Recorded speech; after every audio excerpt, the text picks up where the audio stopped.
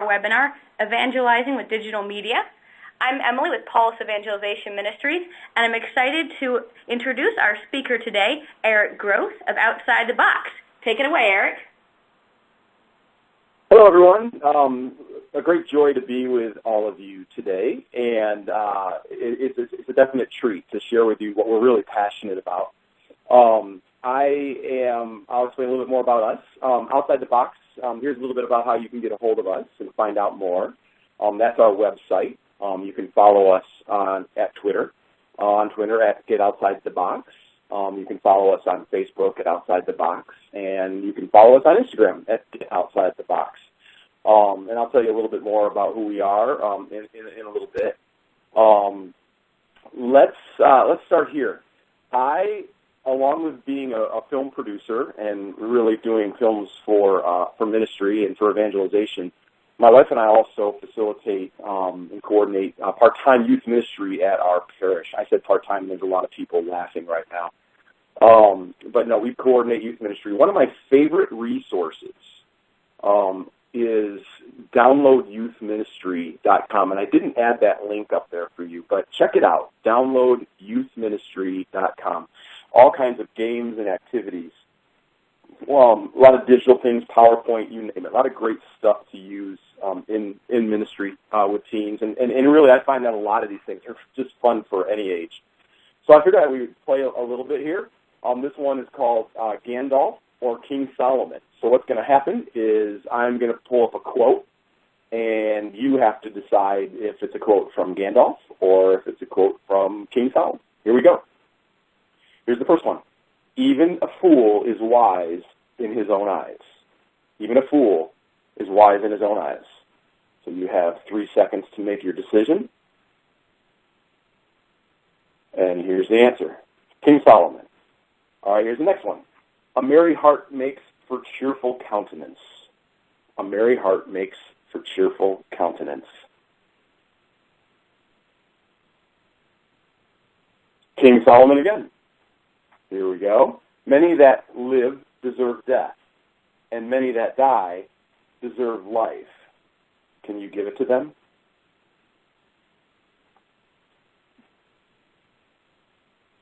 Gandalf. All of the rivers run to the sea, yet the sea is not full.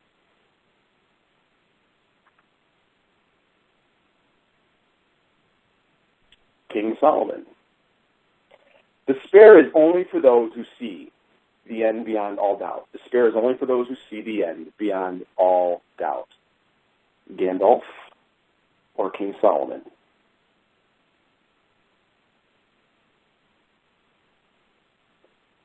Gandalf. All we have to decide is what to do with the time given us. All we have to decide is what to do with the time given us.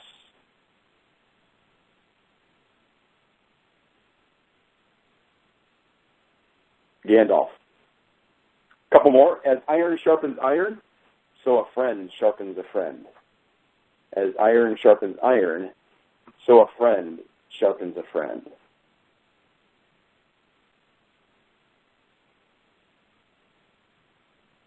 King Solomon. And the last one. There is nothing like looking if you want to find something. There is nothing like looking if you want to find something.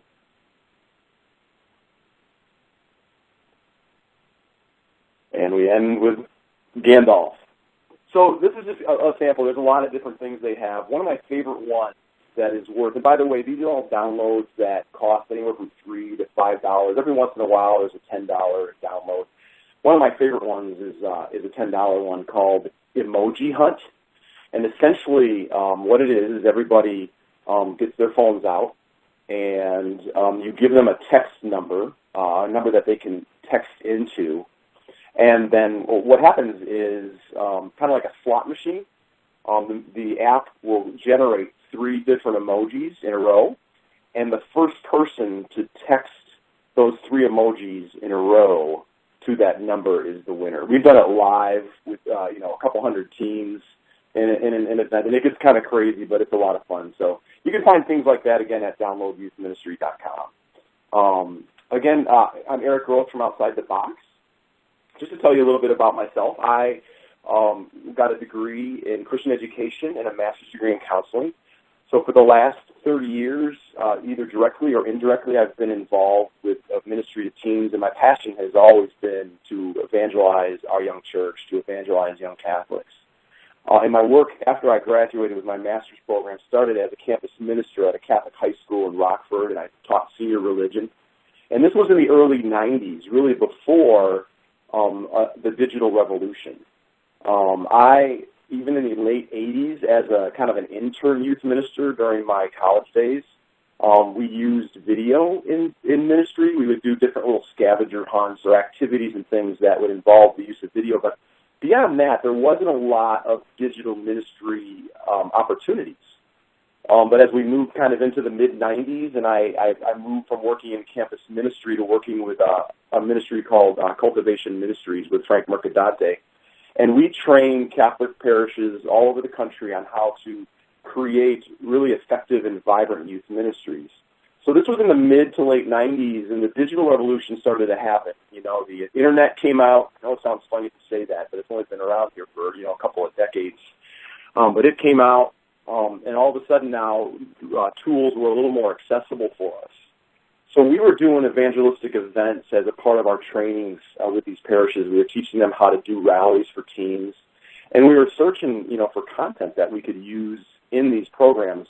And our evangelical brothers and sisters certainly kind of had a decade up on us when it came to some resources, and we'd find some video things that we could use, but we really have to always end up crafting it or tweaking it to work with in our environment as Catholics. So we just started making things. We started making short films to go with the content that we could do, that we would do in these programs, and kind of one thing led to another, and we just eventually decided to start sharing the stuff.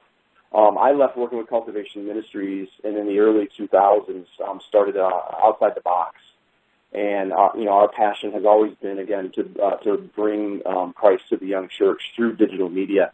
Recently, we've kind of expanded that, and I can explain a little bit of that. But over the last 4 years, we've been working, and some of you may have seen this or may even use it, on this video catechism series.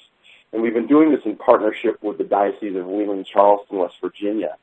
Essentially, the video catechism is a 4-year series, and we've taken the Catechism of the Catholic Church in its 4 sections: creed, sacraments, morality, and prayer. And we've broken it down into those 4 sections and created about a dozen or more short films to go with each section.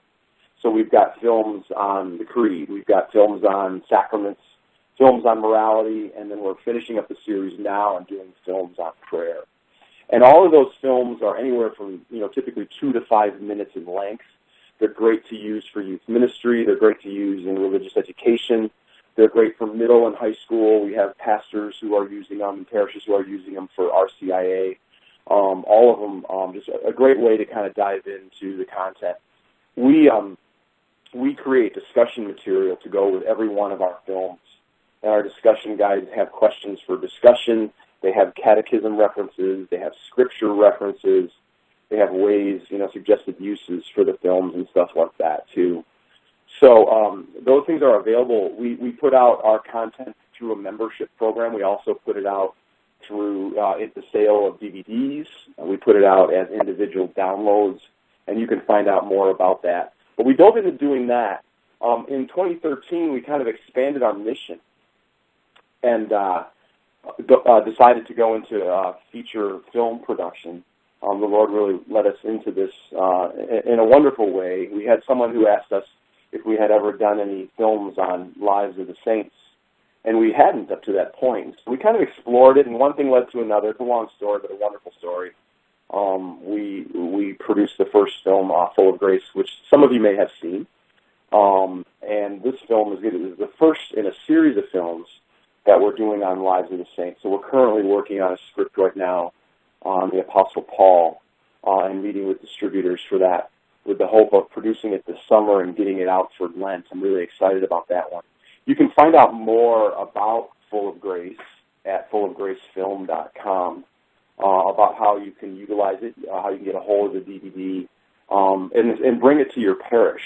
One of the wonderful things, here's a shot fun shot. Last month I was in Muskegon, Michigan, and we've been able to bring the film all over the country into parishes, all different kinds of environments, schools, parishes, theaters. And we use the film as the media, we use it as a way of reflection, as a way of drawing deeper into encounter with Christ. We'll do an evening event where the evening will open up with prayer. We show the film, and then we have a time of reflection about the film. So we've been all over doing this over the last couple of months. I encourage you, if you want a really unique event to bring to your parish, to find out more, you can go to the website again and find out. You can find out through OutsideTheBox.com. You can email me, eric@OutsideTheBox.com. It's a great experience to bring to your church. As I said, we've been all over with it. We've been in brew houses, and we had a wonderful opportunity last summer. We were in Bethlehem, and we were able to show the film to over 200 Palestinian Catholics in Bethlehem. This is a shot here of our lead producer and the coordinator there, one of our executive producers, afterwards having a conversation about the film and the experience. That was a wonderful thing. It also opened the door for us. We had a wonderful opportunity to meet with Pope Benedict. This is T.J. Purden with Pope Benedict. I have a fun story. His household had seen the film, and we had this opportunity after the Holy Father's morning prayer. And TJ was with one of the Swiss guards, and the Holy Father was down that path. He was walking up the path with his walker, and he had a white baseball cap on, and he was with Bishop Gregor, who's the head of the papal household. And the Holy Father kind of came walking up to TJ, and the bishop took his walker off, and Pope took his baseball cap on and reached in his pocket and put on his white beanie, and he looked at TJ and he said, "I heard you made a very beautiful film about Maria and Peter." And they talked a little bit about it. And then the Holy Father asked the question. He said, "So, this is deep theology from our wonderful previous Pope who says, asked TJ, so how are you guys distributing it?" Which was a really fun question. And we sold the film to Citadine, who's a secular company who has a real heart for family-friendly content. And TJ had mentioned that to the Holy Father, and the Holy Father looked at him and said, it's a good thing that you sold it to a secular company because more people will see it that way.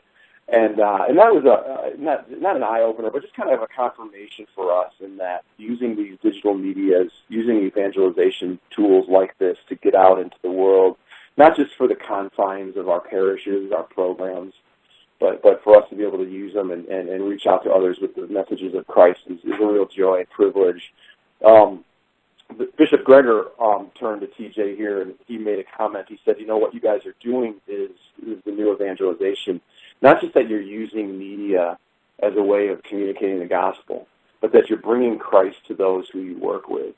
And it was a privilege for us. All along the way, I love making films. I love producing digital media, but it really is a means to an end.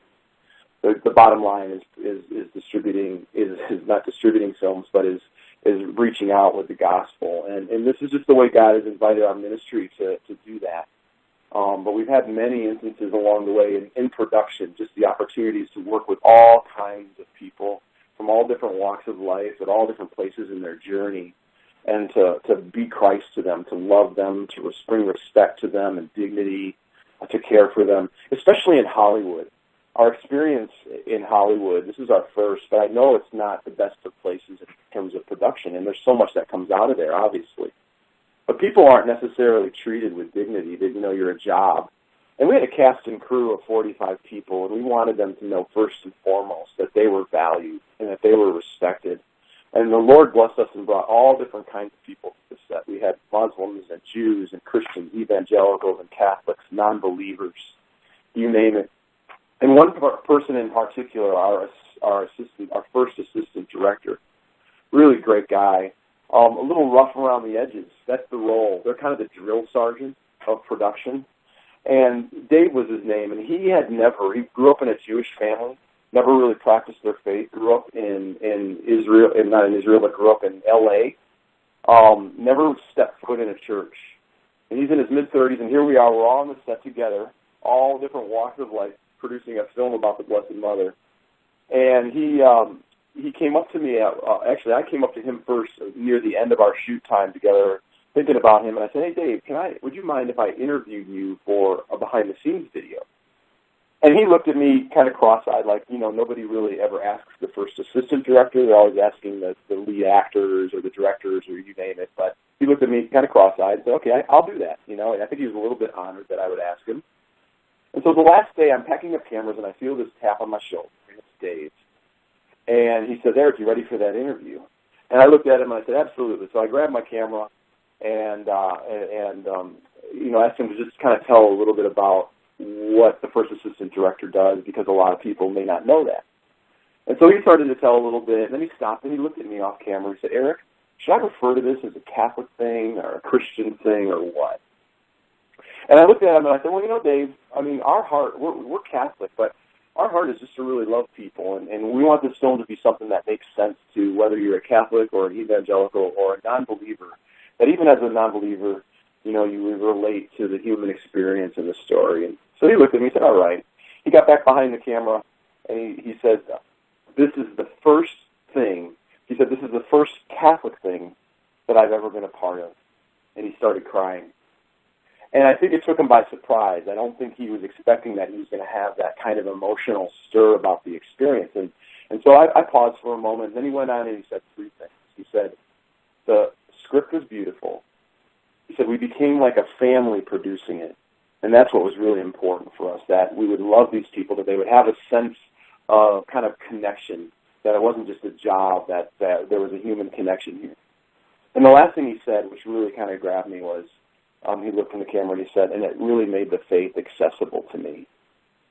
And I stood there, and he finished, and we fist bumped, and he went on his way, and I sat there for a moment. I had a real profound kind of realization from the Lord that, how much God loves each and every one of us, and how much God is constantly reaching out to all of us.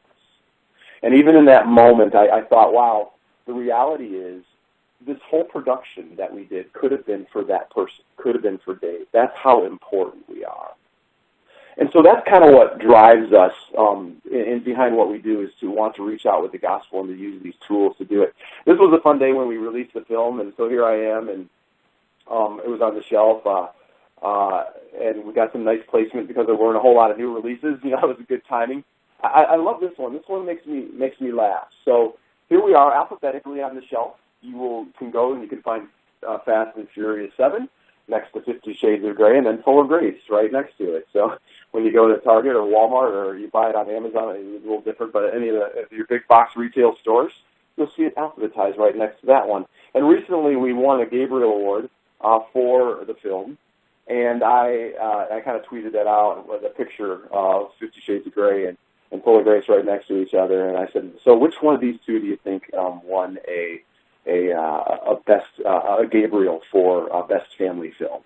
So a little fun and games there, right? So anyway, so that's a little bit about us and what we do and why we do it. One of my favorite documents ever written was from John Paul II, who said, everything possible must be done so that the gospel might permeate society, stimulating people to listen to and embrace its message. This is kind of our rallying cry as an organization. This document had a lot of foresight to it. It was the last apostolic letter that John Paul II wrote before he died. And it was a letter which you can certainly go on the USCCB site and read all of it. I want to share with you a couple segments from it because I think they're so critical to the philosophies of using media in ministry and why we do what we do with it, but that everything possible must be done. It was a letter he wrote called The Rapid Development, and he wrote it with the idea, this was in the early 2000s, as he was looking at the expansion of the digital technologies. Here's a couple of key things that I wanted to share with you from this.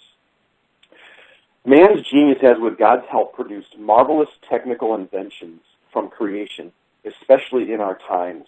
The church, our mother, is particularly interested in those which directly touch man's spirit and which have opened up new avenues of easy communication of all kinds of news, of ideas, and orientations.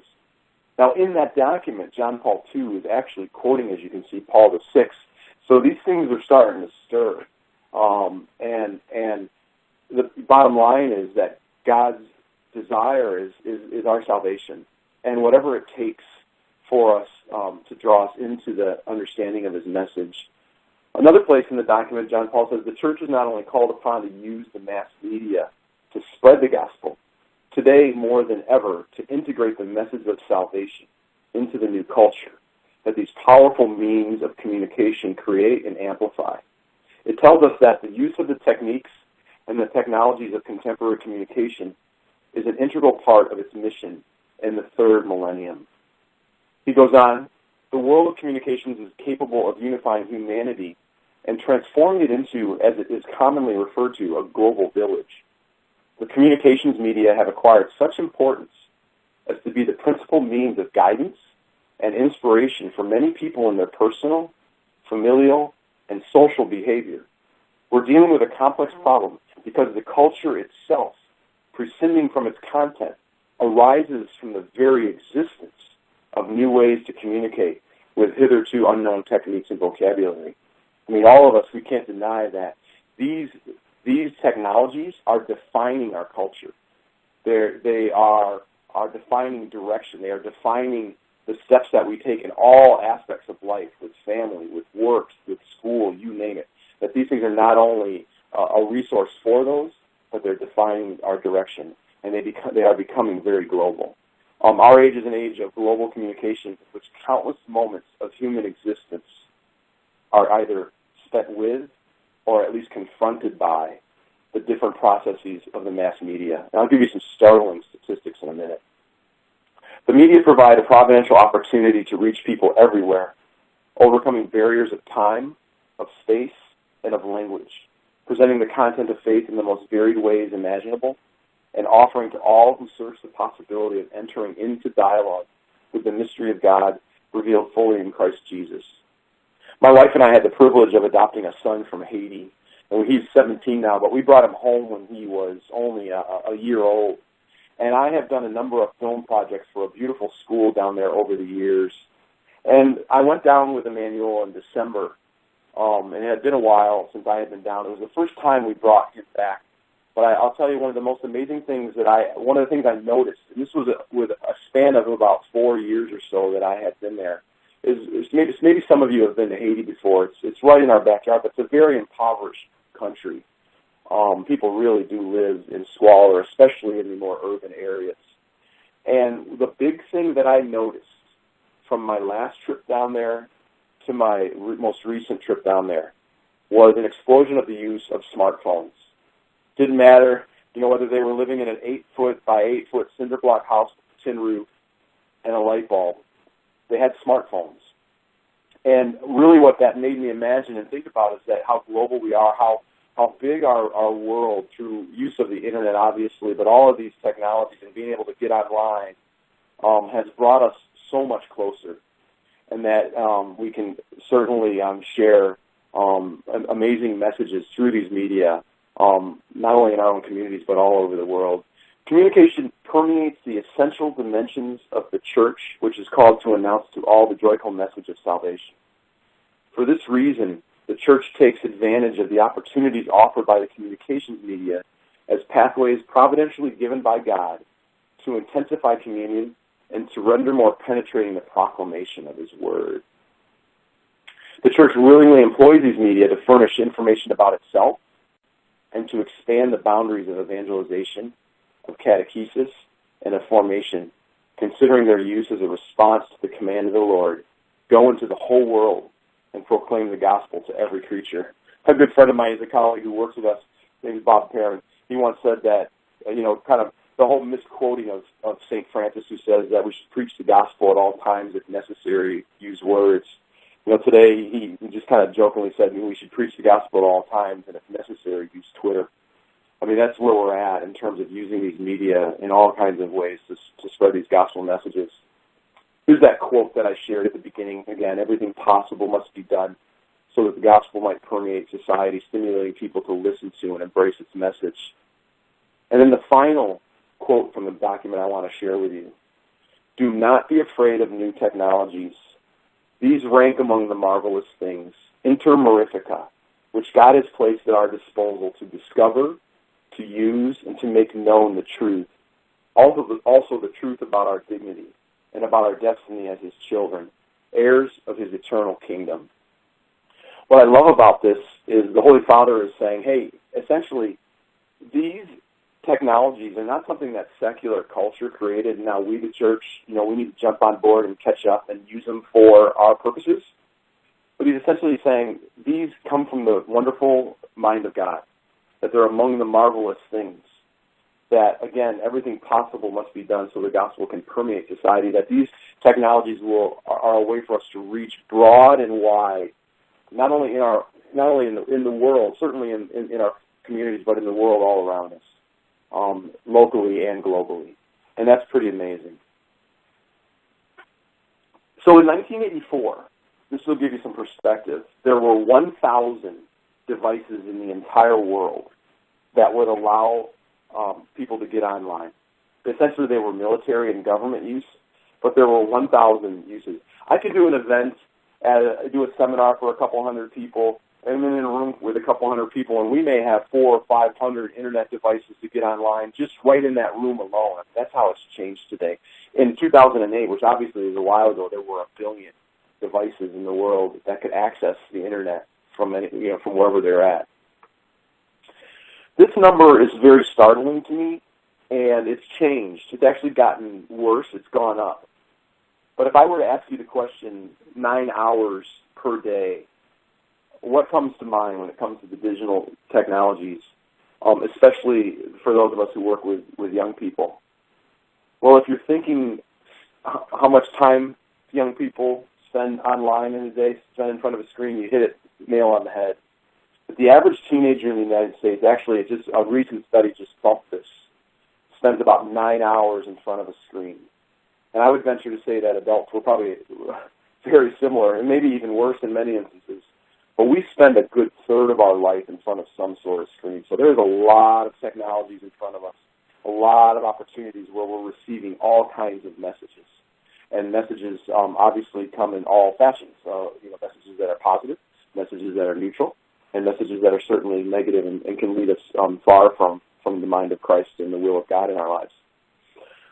3,000, this is how many texts the average teenager sends in the United States in a month.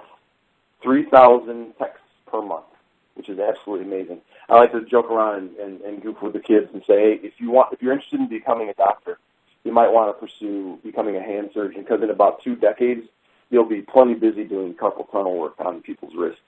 But it's amazing how much time communication has taken there.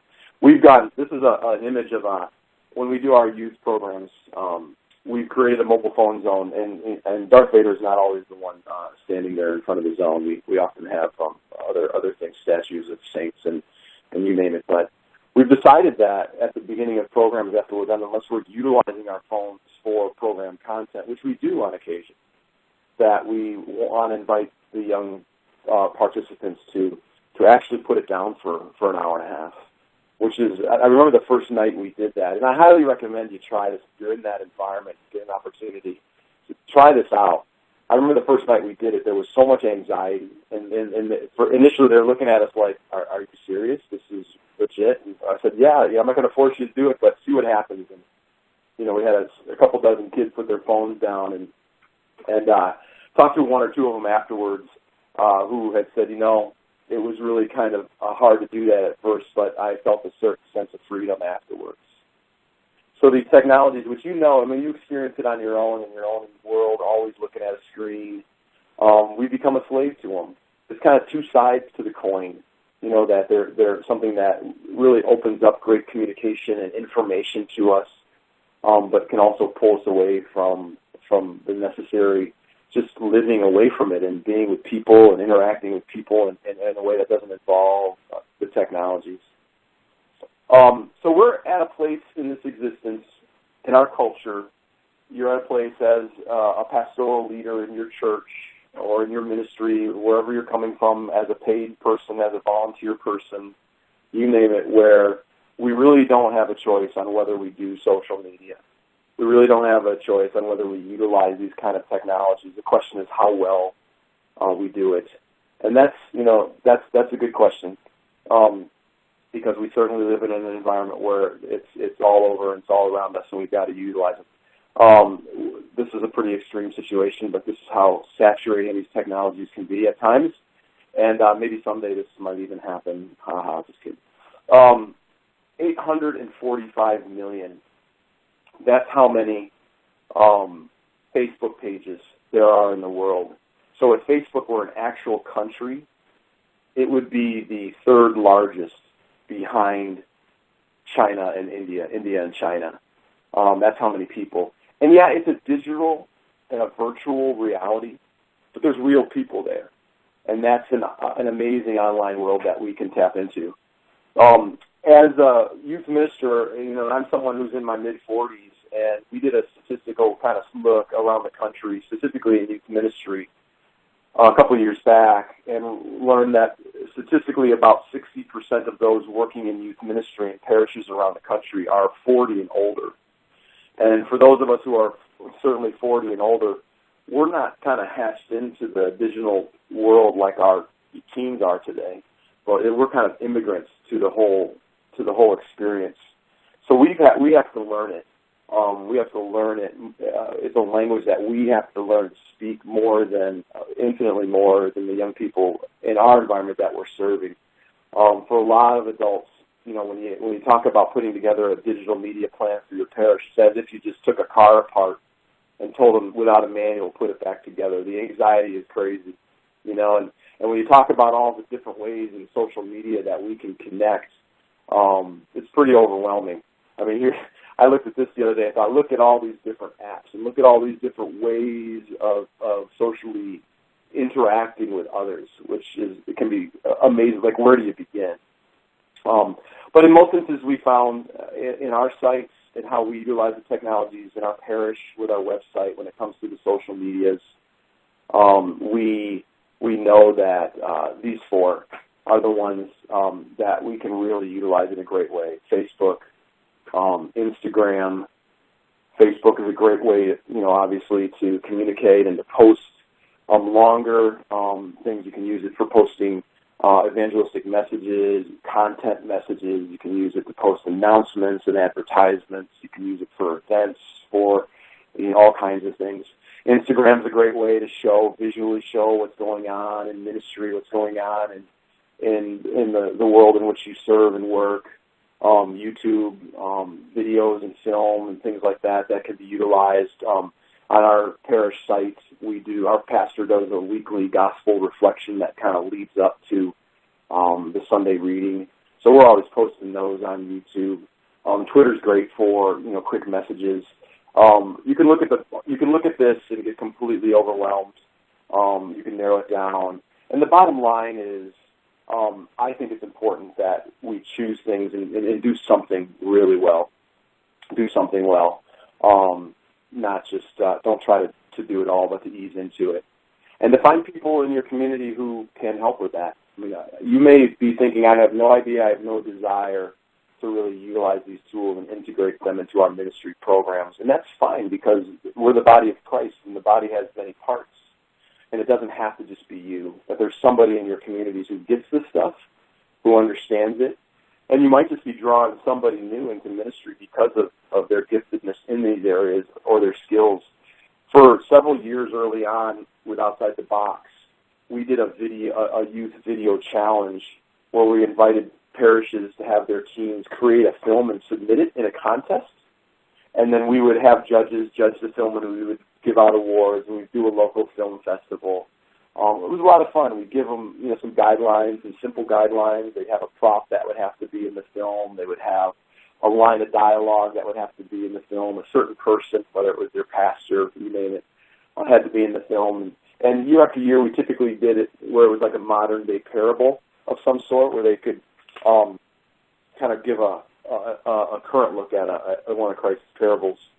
But I heard over and over again from youth ministers who utilized this service and opportunity that we provided that there were new people came and got involved that had skills in these areas, but maybe wouldn't have gotten involved in another way in the church. And they saw that we were doing this, and they wanted to be part of it. Now they're more engaged in church. So there's always ways to reach out and find people who understand it and understand the technologies to utilize them.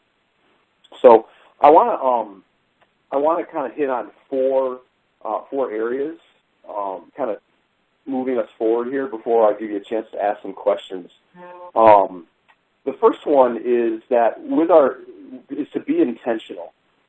And what I mean by that is whether you're working in a parish, your parish at large, or your ministry program, whether you're with a not-for-profit of some sort, or even in your personal life, we need to create a plan. Create a plan for how to utilize, not just internally, but externally, vice versa. In other words, these technologies can be used in outreach, where we're reaching out. The social medias can be used certainly to reach out and send out gospel messages and send out invitations to things and advertisements to things. But internally, for your programs, for what you're using, video is a great way to engage people in conversation. But to be intentional, to create a plan of action, and ideally, if you're working in a parish environment, is to bring your whole staff together. Bring your whole staff together and create a plan on what you're going to do with digital medias, how you're going to engage digital medias. Well, parishes are from all walks of life with all kinds of budgets, and I know a lot of times people become overwhelmed because they think these technologies are too expensive, or utilizing in terms of just expensive in terms of the hardware, some software. But there's all kinds of ranges of price and cost to be able to do this. But to bring your team together, to bring your parish together and say, what are we doing with the social medias? How are we utilizing these to evangelize and reach out to others through all of our programs? There's some really great resources out there. Some of you may have heard of Flocknote. Flocknote is a great way to communicate with a whole lot of people. Flocknote really focuses on email communications. That's kind of its main push. So in your parish, for example, you can reach out as you build your list of email addresses. You can reach out to all your parishioners through Flocknote. When there's a general message you want to send out about an activity in the parish, it can go to everybody on that list. And then interdepartmentally, like in our parish or in the Catholic school where our kids are, the different teachers, the different departments can all have kind of a sub-flock where they can send out messages, and you as a subscriber decide on what messages you want from your parish. If you want all the messages, you can get them all. If you want messages about social justice concerns, if you want messages about religious education, about youth ministry, about adult ed, you decide. And it's a wonderful tool, so I encourage you, if you don't know about it, and perhaps some of you are using it, to check into Flocknote. It's a good way to kind of integrate your email communications to your parishioners. When it comes to the social medias like Twitter, Facebook, Instagram, those kind of things, I recommend kind of a program that integrates it together, and one of the ones that we use is called Hootsuite, Hootsuite, Hootsuite. What I love about Hootsuite is it takes a message you want to communicate, and it sends it into all of those channels at the same time. So, for example, if I open up my Hootsuite browser, I'll have these columns in my browser, as many feeds and streams as I want to put in there. And it could be my Instagram, Facebook. It can be YouTube, Twitter, LinkedIn. The list goes on and on. And I can have it all right in front of me, and I can be seeing it all at once. I know for some people that could be pretty overwhelming, but I can be staring at it and looking at it all at once, and I can type the message I want to type and send it to all of those channels, and it goes out into all those channels. So I don't have to then individually send it out to Facebook or Twitter or the others one at a time. I can do it all at once. I've loved using that tool. Very much so.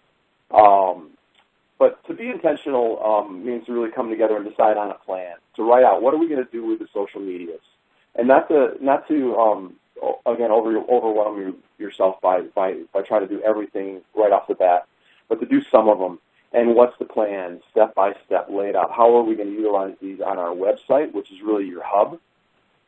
It's kind of the nucleus. So how are we going to integrate these on the website and the messages that we're going to be sending out? What's the not just the content, what's not just the structure that we're going to use, but what's the content that we want to send out there, and how often do we want to send that out? Be intentional. Make a plan for that. There's some real keys to online evangelization and using these things that I think are important. And obviously, we all need to be really grounded in Christ and our own relationship to be able to understand the right messages that we want to send out there. But also, again, as I mentioned, don't be afraid to get help from those who would be experts. This is not all of our. I enjoy communicating. I love sharing the gospel, but I get overwhelmed by the technologies.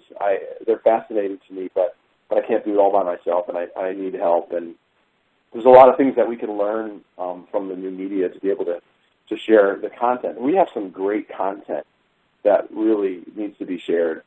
Content from Scripture, content from the seasons of the church, content from the Holy Father, content from the saints. We do, on our Outside the Box Twitter feed, about 10 tweets a day, and we try to put a Scripture tweet out there. We try to put a quote from the saints out there. We try to, keep people up on some of the things the Holy Father is currently saying. There's a lot of content, and what a great way for us to send those gospel messages out them through these medias. We got to be prudent. That's, the next thing on the list is we don't have to go crazy with it, and we need to be smart with it. I think you got to ask. We always need to ask. Is the pastoral reason behind? Is there a really good pastoral reason behind what we're sending out there? Or is there a practical reason behind how we're utilizing these tools and what we want to send out and what we need to send out to the constituents and the people who in the parish and in our environments who are receiving these messages? And we need to be prudent. We need to make sure we're also not sending out things we shouldn't. We need to be sure we're always representing Christ with dignity and respect, and that's critical. We need to reach out to all kinds of people, but to be smart in how we do it, and to not cause scandal in our communities with the use, and to be smart. It's important for us also to be transparent, especially for those of us who work with the young church. We've got to have checks and balances. We've got to have permission when we're utilizing pictures and posting pictures. We can't be tagging teams' names.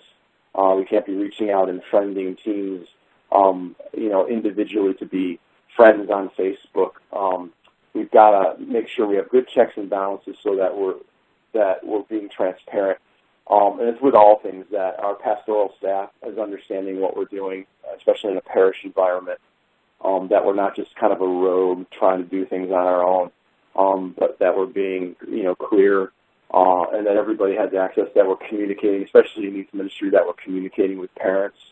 So when we send out messages to the teens through whatever avenue we're using, that the parents are also getting the messages. But we got to be, cautious with that. All of our dioceses have protocol for how to utilize the media, especially with minors. And your parishes might even on the parochial level have some subcategorized protocol for that too. It's really important that we all understand and know what those are, and that we're transparent with those, and that we're real clear that we're utilizing these technologies in the right way, prudently.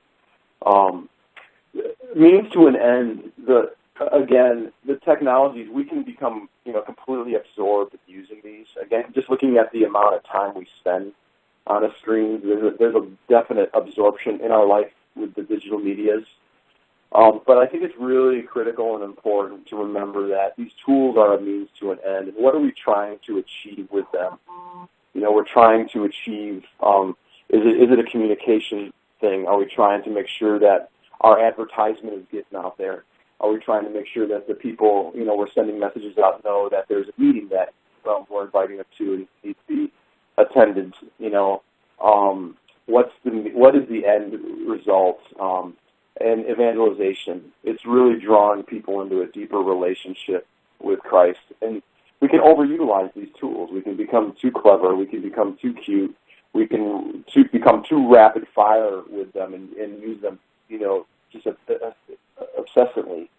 So again, it's important to know why we're doing what we're doing, and that ultimately we want to draw people into a deeper encounter, a deeper relationship with Christ, and that's absolutely the bottom line that they're used. We don't want to ever have we don't want to replace relational ministry with digital ministry. We in small group meetings we may show a small 2-minute film, which is why we make short films in a 45-minute session, and it's just a means to launch into conversation, but then to continue to have that relational side, because Christ is all about relationship. He's about communicating. God certainly has been about communicating His love for us from the very beginnings of time, and it's communication through a real personal relationship. So we've got to be cautious. There's two sides to the coin, and as much as we enjoy and utilize these technologies, I think even a gift that we can offer the young church and the world is teaching our young people how to be prudent and how to use these tools and how not to use them and how not to overuse them. I don't know if there's any place they're really learning how to do that. So that's another avenue that I think is really important, but to pay attention to what the means is, and ultimately how is it achieving our end. So I would love to answer any questions that may have come up about anything, about how we do things, about how suggestions on how to utilize film and video in ministry, the social medias. I know this is kind of a philosophical and an overview, and there's a lot of details that go into it. I'm also very open to continuing communication, so if anybody wants to have conversations post-webinar, again, you can access us through our website. You can access me through the email. I'd love to dialogue with you, love to have conversation, love to encourage you in what you're doing, love to learn from you, see the things you're using, and love best practices, love sharing the things that are valuable, because we've got a lot to offer each other. And so I will close at that point and just leave kind of the conversation up to question and answer. Okay. Thanks so much for your presentation, Eric. I don't have any questions quite yet coming in, so we'll see if people start chatting some in. Before we start doing those, I want to recommend a couple resources I know I use personally for social media that I've found pretty useful. One is Pablo. Pablo is in the name by Buffer, as in you would buffer a car or something is buffering. It's a really great tool for creating really simple to share images. They give you free stock images, and then you can put your words in, and you create really nice high class. They look really well done, but it's basically just typing in some words into a box. So I use that a lot. Canva, C-A-N-V-A. It's a little bit more advanced, but it's free, and there's a ton of design options. It's really, really great for any kind of social media post. And even I use it to design postcards when we do direct mail. It's really useful for all sorts of things. And finally, this one's actually kind of a personal plug because I helped develop this, but the Catholic Apostolic Center has something called the Social Media Crash Course, which is a great overview. I think I helped design it, so I guess I'm a little biased. But it's a pretty good overview of Facebook, Twitter, Instagram, and YouTube, and just kind of how to get started with those and advice on what things to post and how to get those going in your parish if you don't already have them. So a couple of things that I thought of during the webinar. Awesome. We have one question coming in, and it is, how would you compare how you use media, social and otherwise, and evangelical megachurches? So how do we compare as Catholics? Do we use it? Is that the question? I think that, yeah, I would think that's a question. I think, I always think we're a little bit behind in terms of comparison. It's been a while, but I've been early on in my youth ministry years. We had some good relationships with some of the evangelical churches, and I was always part of where we've come today is I was always fascinated by how they were utilizing these technologies, especially in their services. Now, it was a little different for us, obviously, as Catholics. Our liturgies are quite different from, an evangelical service that is really driven by the Word of God and the preaching of the Word. So there's more opportunity, I think, in the evangelical world, especially in their services, to utilize films in services and things like that. But I've also been in a number of Catholic churches that have integrated the screens in the sanctuary in really good ways that were appropriate in terms of the keeping the space sacred, to be able to utilize that for songs, for lyrics of songs when we're singing hymns, for showing clips of things, for doing announcements. I've seen parishes where more parishes where you come in the front door of the parish and they may have some video board that is showing the events of the day, what's going on, and promoting things. Our home parish has a media center where you come into the gathering space and we project on a big wall and just images of people in the parishes, images of things that are going on in ministries, again, announcements, advertisements, all kinds of great content things. So I've seen that, but I would say comparatively, as a church, we need to catch up. And not necessarily catch up, but we need to just look at the value of these tools and utilize them more. And again, that's going to be a parish-by-parish experience. It's going to be a pastoral decision. Some pastors are more comfortable with utilizing technologies than others. But I think, again, we just always got to keep moving forward. And there is no turning back. We've got to be willing to utilize these technologies in the social medias and especially in content stuff to communicate these messages. All right, great. I have another question coming in, and this one's wondering about what possibilities do you see with virtual reality as it becomes more of a available resource? Kind of an interesting thought.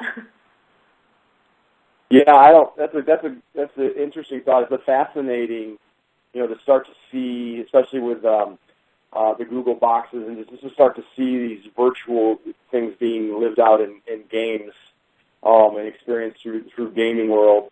That's a good question. I'm not sure how. I would love to hear, see some dialogue on how would that be used in parish setting. Perhaps it would become an excuse for us not to reach out person to person. I don't know. That's interesting. It's very interesting.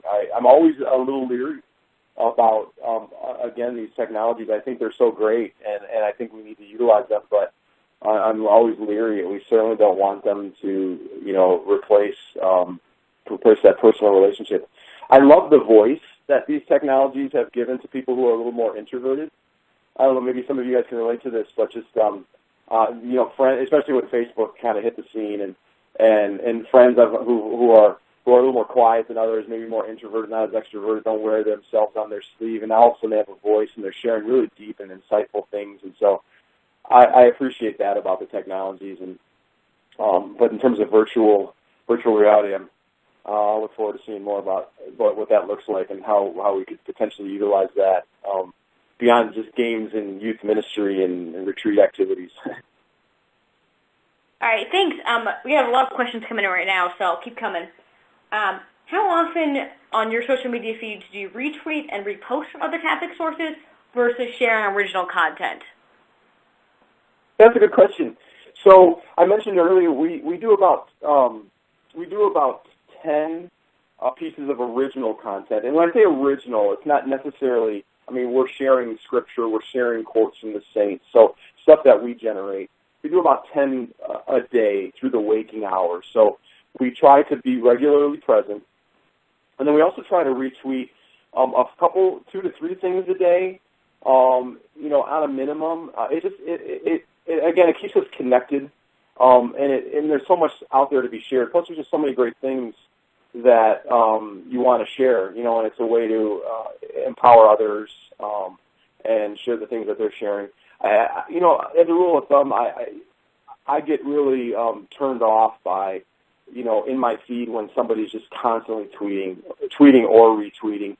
I'm not turned off, and just not in a bad way, just more and I start to lose interest in paying attention to what that tweeter might be doing. But if there's things that are calculated and structured, and I'm starting to look for specific things, and I know that this person is going to be sending out a certain kind of content, I start to look for that. Or somebody else's voice raises it. There's people out there who are really good at retweeting things that are out there and specific content, and kind of pulling together content topics, certain topics of content. I really appreciate that. So I think there's a happy medium. For us, we probably tweet 15 things a day, and half of twice as 2/3 of it is original, and a third of it is retweeting. Okay, great. Another question. This would come in from a couple different people, actually, in various forms. What resources, media resources, would you recommend having in a faith formation classroom? Do you need smart boards now? What kind of resources would you have, or do you like to have in your own classroom? Yeah, I think as a minimum right now, every classroom should at least have access to a decent screen with a DVD/Blu-ray player, and ideally, I think I know this is a leap, but I think every classroom we should move toward every classroom having internet access, so that you can get online and utilize the technologies, utilize the film, stream things like our films on our website. You can certainly download. We try to put the content out there to cover all the bases, so you can get it on DVD. You can download it as a digital file. You can stream it from our site or YouTube. I think the more we have the variety of ways of presenting the content, the better. On a minimum, a whiteboard or even a projector that you can cast an image on a whiteboard of some sort, even if it's not digital. And a minimum a screen where you can plug in content. I think that, especially with the young church, young Catholics in middle and high school, it's a must. If you have a small classroom, a small group, and you got a laptop, and you have them gather around, we've done that many times. I think you just got to be resourceful. And I think the bottom line is to have access to being able to show and utilize digital content whenever you want to be able to do it. Okay. Another question comes in about another media resource. Have you ever used or heard of anyone using Spotify for their faith formation or for any kind of church events? I have not used Spotify in church environments, but it would be a great tool for that because, like a Pandora, but even more specific, you can create, playlists essentially of music that you can use, and there's all kinds of worship stuff out there. There's all kinds of music, all kinds of playlists, and people are creating really great playlists that they're sharing. I've got one in particular. It just depends on what I'm doing. If I'm praying or I want to do something that's meditative or I need to be reflective, I've got a Spotify list that I'll use for that. So I think it's a great tool and would recommend people look into it, especially in an environment where you're doing prayer. You're lighting candles and you're drawing people into reflection and you're reading scripture. That there's opportunities to draw in music and to do it in a way that certainly is protective of intellectual property, things that are licensed. And I know we, the church, can be quite bad at making copies of things and sharing things around. But something like Spotify and other organizations have created things so that it's actually legal, and that's important too, obviously. All right, I've got a couple more questions I'll throw at you real quick as we get close to the end. So, I'm in no rush. Sure. Have you ever, at your parish or in general, have you ever worked with live streaming a Mass or other church of parish events? And what are your thoughts on kind of the trend of having a live streaming Mass and different events at a parish? Yeah, as a matter of fact, we do the live stream of one of our Masses at our parish. We're in the suburbs of Chicago, and we use Ustream. So we use YouTube's live stream feature. And I think it's a wonderful resource. We didn't do it just to do it. Again, we looked at what the needs were, and as a community, we have several continuing care facilities and nursing home facilities in our community. So we have a lot of Catholics who are in these facilities who don't have access to come to Mass. And it's a wonderful mix when at the 9 a.m. Mass, these facilities where they're at put on their screens our live stream Mass, so people can feel connected to the community. And then our Eucharistic ministers are sent out after Mass, and they go into these communities to bring Eucharist to them as well. So I think live streaming is a wonderful thing. Just not for it can be really utilized for your parish community. I would say you got to really analyze and decide if there's a need for it. But obviously, live streaming is used in all kinds of capacities for conferences and for retreats and for other things as well. So, but we found it to be a beautiful way to connect those who feel somewhat disconnected because they're sick and or they're homebound. Even in their homes, they can pull up YouTube live on Sunday at 9 a.m. and be part of the community. Okay, thank you. This one's a little bit more, I guess, technical. When you're running events, how do you collect permission slips for the youth to make sure, you're not posting pictures of them without their permission or without their parents' permission? Do you have tips for doing that? Yes, I would say on the front end of the year. So when we planned out our youth ministry year, we know in our schedule that we're going to be going on these service projects. So we're going to be doing these, we do 3 Sunday nights a month. We have something going on for our teens, for our high school teens, whether it's a formation night or a service experience or a celebration night or you name it. So our parents are engaged from the very beginning to know what we're doing. And we have a general release form that we'll use saying that, we do these events. We'd like permission to post pictures to our Instagram or post pictures on Twitter, any of the social media, to put stuff on our website. So we ask permission from the parents on the front end. And if you don't have that permission, you absolutely cannot post. So when it comes to that, and again, with a larger group, we have to, we got to look at who's in the picture before we post them and make sure we have permission. It sounds like it could be overwhelming, but you kind of get a groove down in email. And for most part, we've had 1 or 2 people maybe in a year where their parents have said, or even in the school environments where they can't be, posted. But it's very critical. And certainly, absolutely no tagging whatsoever. Because that can become very cyber dangerous for our young people. But yeah, so that's the main way we do it is at the beginning. If we add events, then we have to do a secondary permission slip for those events, and that includes being able to use their image in media if it comes up. Okay. I think with one or two more. At your parish, do you have someone on staff, either part-time or full-time, who leads your technology or your social media efforts? And how many hours would you say are devoted to this ministry? In your parish, or just as a general advice of how many you think should be devoted?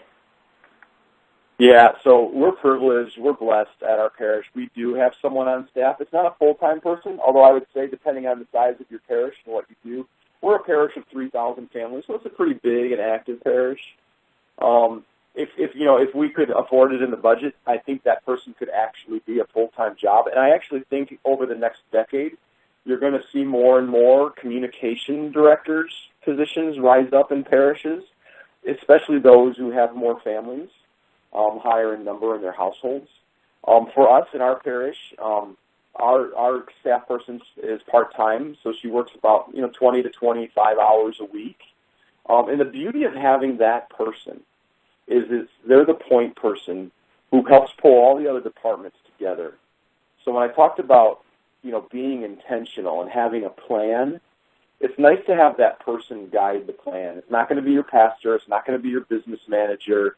It's nice to have someone who can guide and champion the vision for what you want to do internally with the programmatic content, and with the social medias that you're reaching out beyond just the church walls. So we do have a person who's dedicated to that, and it's wonderful. it's a wonderful position, and I do think that's something that will rise up as when parishes can afford that more and more.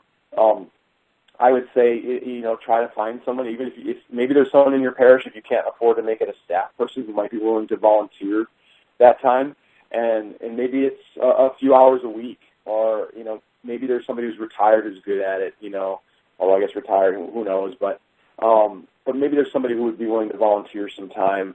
But to have one person who can kind of rally the troops around that and pull together all the different departments is really helpful. Otherwise, a lot of times what ends up happening is every department kind of functions as its own thing and sending out messages. And that's important and good, but there's nothing like being able to integrate it all into one plan.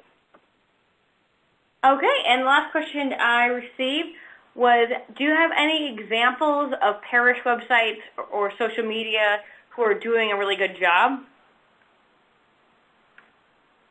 Yeah, social media-wise, I love the Life Team site. Some of you may be familiar with that. I love how they utilize, share the medias. As I mentioned, you can check out our site. We're going to be doing a site, a little bit of a change to our site this fall, but you can see how we handle those things as well from ours. There's a lot of parishes out there. Our parish is SJN, St. John Newman, SJN, stcharles.org, sjnstcharles.org. You can see how we do stuff on our site in terms of utilizing and integrating the media, all different kinds into the parish, and announcements and advertisements and content, you name it. But there are a lot of sites out there. I think just do a scan of parishes. You'll know pretty quickly which ones are effective and which ones aren't. Some of the new technology, some of the WordPress technologies for web development, websites are pretty fluid and pretty smooth, and you can see those parishes that are using those kind of things. Some of the ministries that are out there, Word on Fire does a great job with their technologies. Bishop Barron's organization. Some of the publishers out there, are starting to utilize their sites more, Essentially Press and places like that. So, yeah. Okay, thank you. That is all the questions I had. So, thank you for joining us and presenting this afternoon. I don't know if you had any closing things, or... I would just say thanks for joining. And, again, feel free to contact us if you want a further dialogue or if you need anything. And I encourage you to really kind of embrace this. If you're hesitant, that's okay. So many of us are. But dive in, and if you're someone who's an expert, continue to utilize those and continue to find really creative ways to lead people into encountering Christ through the use of these medias. All right, thanks for joining us. And I just wanted to do a quick plug for one of our programs, which is new, coming out this year. It's called The Journey. And if you want to check it out at pemdc.org/The Journey, all of the videos in the program were actually done by Eric and his team at Outside the Box. So they're really great videos, really well done, and there's a trailer online. So if you'd like to check those out, they're really well done, and I personally love them. So thanks for joining us this afternoon. Yeah, if you'd like to check out any of our upcoming webinars, you can always visit pemdc.org/webinars, and you can also look at our full webinar archive. Thanks again to Eric for joining us this afternoon, and we look forward to seeing you next time. God bless everyone.